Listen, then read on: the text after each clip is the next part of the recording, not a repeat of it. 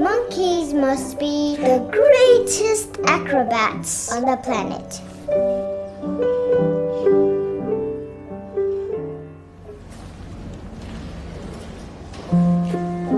And the babies are curious about everything.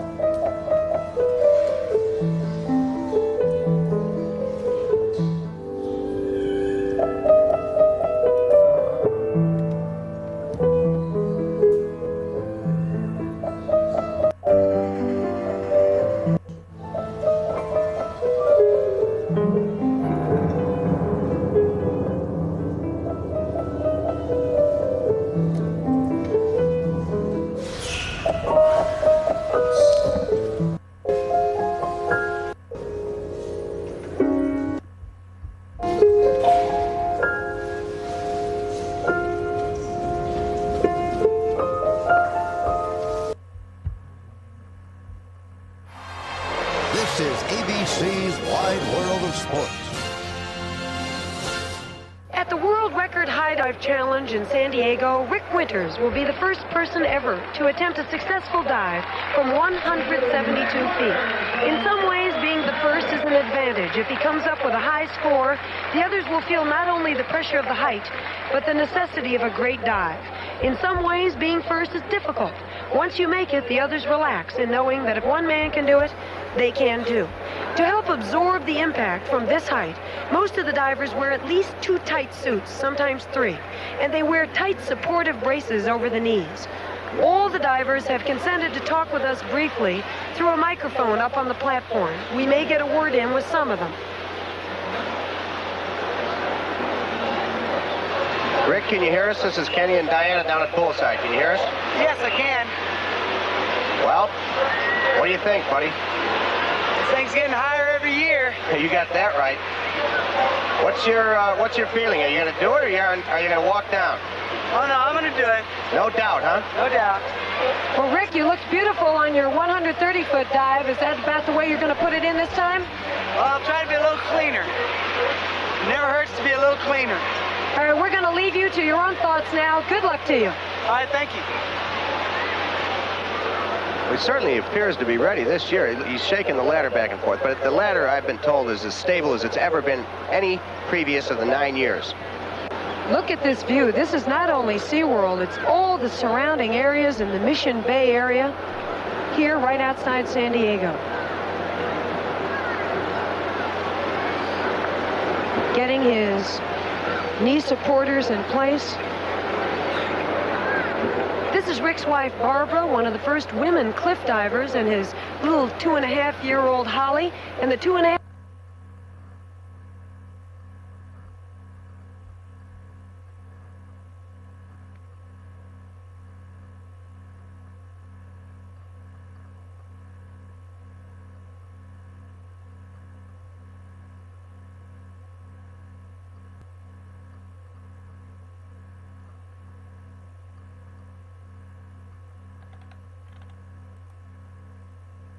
Month-old Scarlett, I'm sure, concerned for his safety at this moment. Rick has chosen his favorite dive. It's a 3-position back somersault.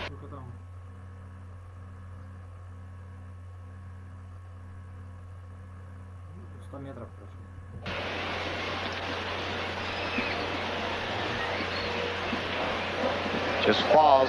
Oh, he's got to hold it. He's moving a little too fast. Oh, he punched through. Good dive. I'm sure he's not hurt. He really punched through. Ken, this makes me very nervous.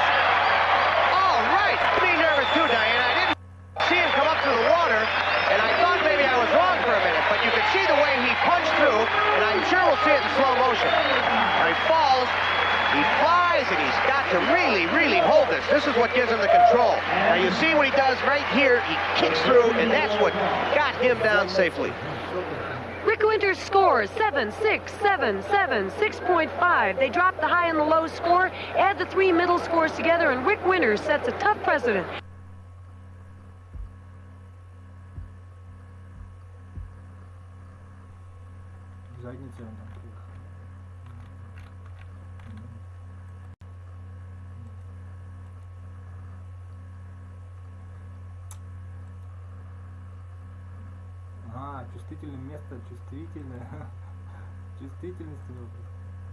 For about a day, even as it didn't change anything, which we showed you the moment the news broke, to a series of irrelevant court cases that basically are continuing to get tossed or pulled by Trump officials and allies themselves. Now, that's now happening to a key allegation in a Trump Pennsylvania lawsuit, which is dropping the claim that hundreds of thousands of ballots should have been tossed because of how they were monitored. Now voters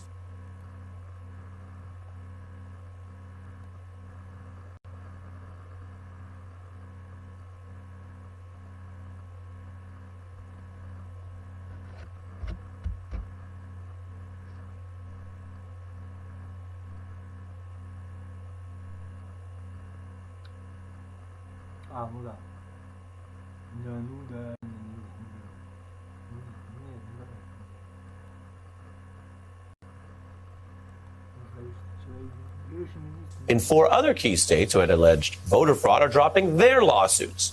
This is a continuing trickle of courtroom failures that have been tied together by the visage of this man, Trump lawyer Rudy Giuliani, who's now supposed to lead some sort of new litigation, but will work independent of the Trump campaign's formal legal operation, which even Republicans admit is another sign that Trump is giving up on the formal attempt to win cases and instead turning to a TV lawyer who could just use the theme of court as a foundation for these theatrics. And Giuliani's definitely already going down that road with outlandish and false claims on Fox News this weekend. Now, you're about to hear some of the false claims that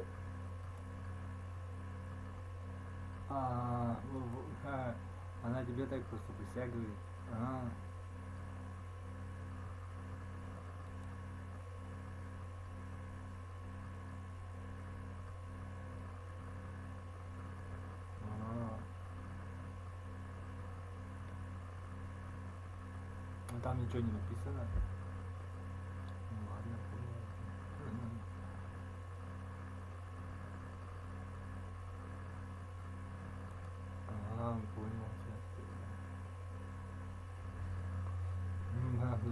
Нет, наоборот, нет. Нам это есть оно самое. Это наоборот. Нет, наоборот.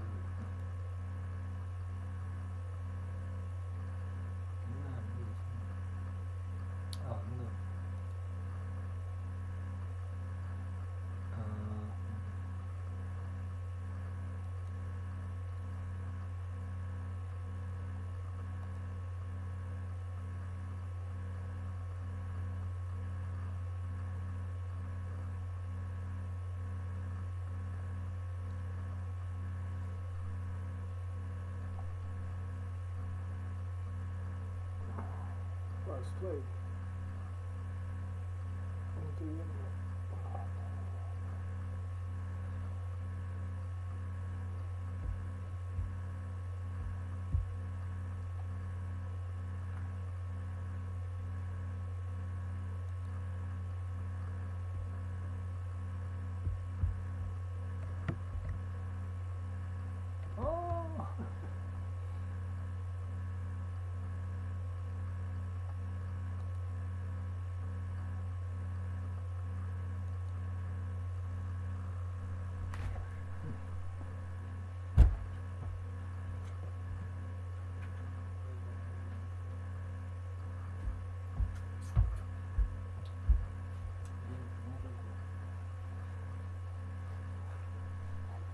Что пристали ко мне? Нет, серьезно. Да, нет.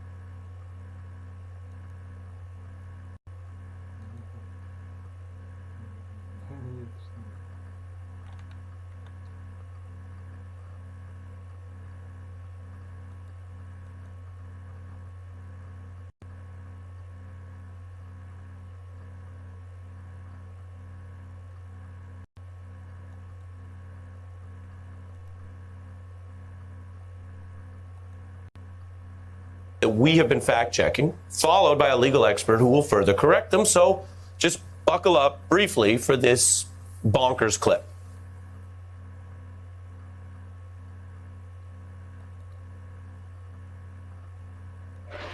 He's gotten more evidence of the rigging that went on. He's really outraged. It's way beyond what people think, including a very, very dangerous foreign company, a company that has close ties with Venezuela and therefore China. It's a radical left company. One of the people there is a big supporter of Antifa. Our votes are sent overseas. This is another attempt to try to defeat him by illegal means. It's no different than the impeachment. It's done by largely the same people.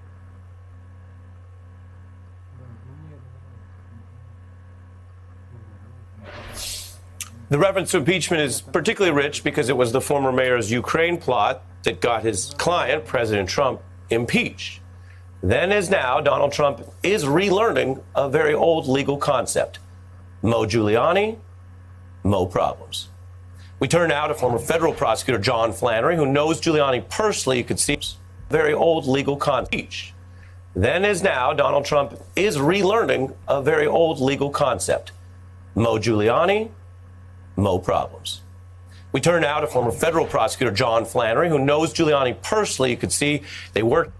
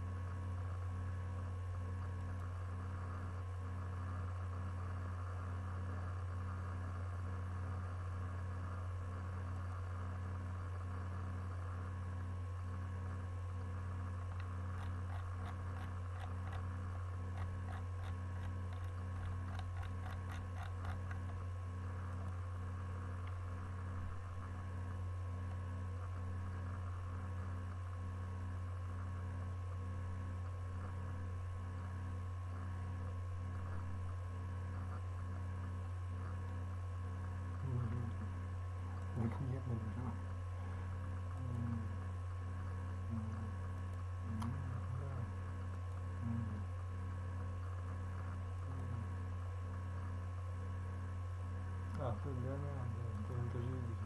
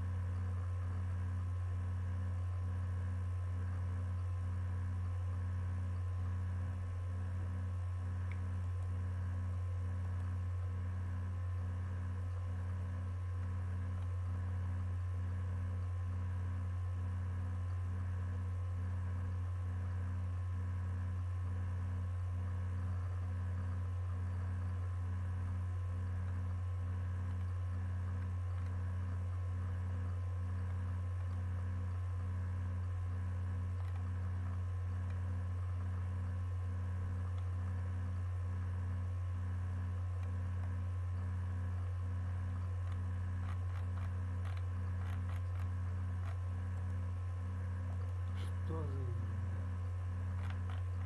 Бред ненормальный, блин.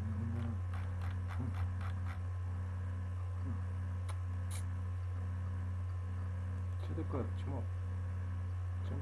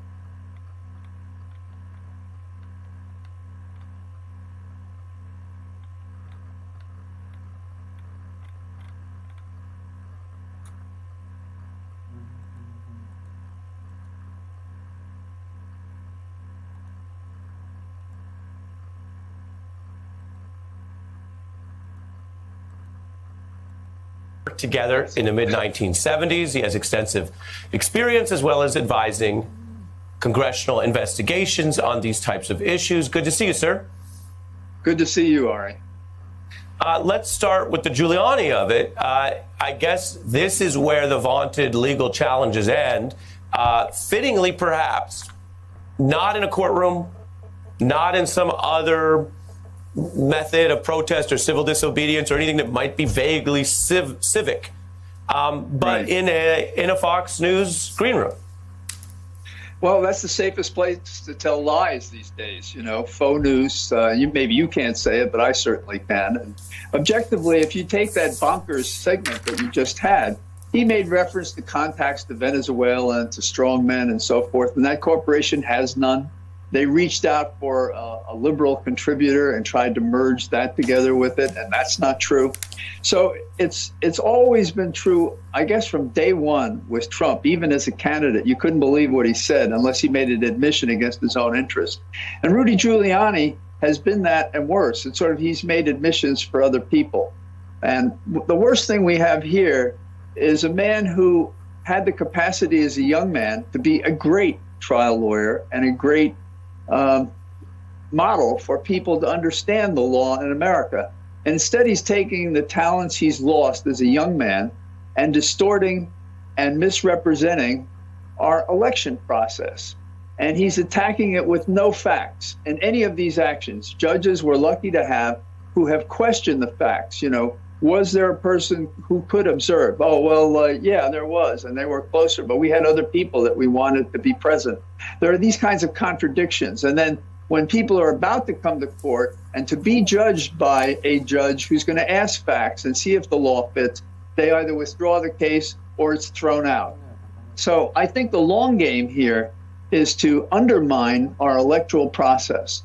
And if you think about, I mean, you had Schiff on here a few moments ago, and I was glad to hear him speak. But if we go back to that, what was Trump to do for his puppet master, Putin?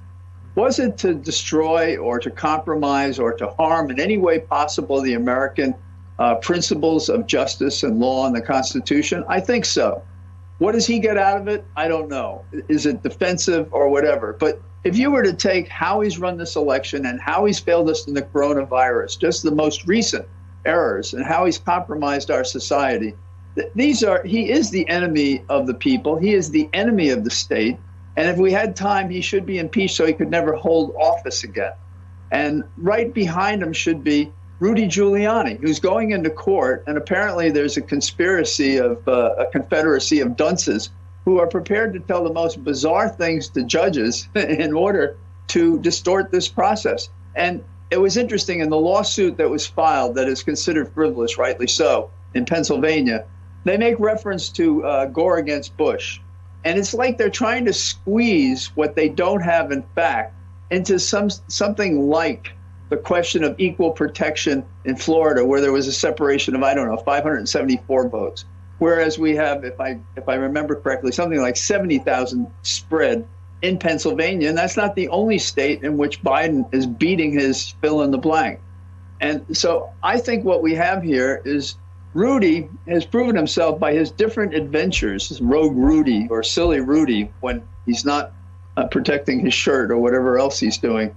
He is part of this cabal of people who would compromise what's best about America and who would literally support a man who is, by doing nothing, killing people in America, not protecting us against this virus. So if there's a legal pathogen, it's this duo. And if there is one that's true, that is actually killing people, it's the failure to act on the coronavirus. Hey, I'm Ari Melber from MSNBC. You can see more of our videos right here, or better yet, subscribe to our YouTube channel below. You could have been anywhere in the world, but you're here with us, and we appreciate that. Теперь сторис доступны для любого.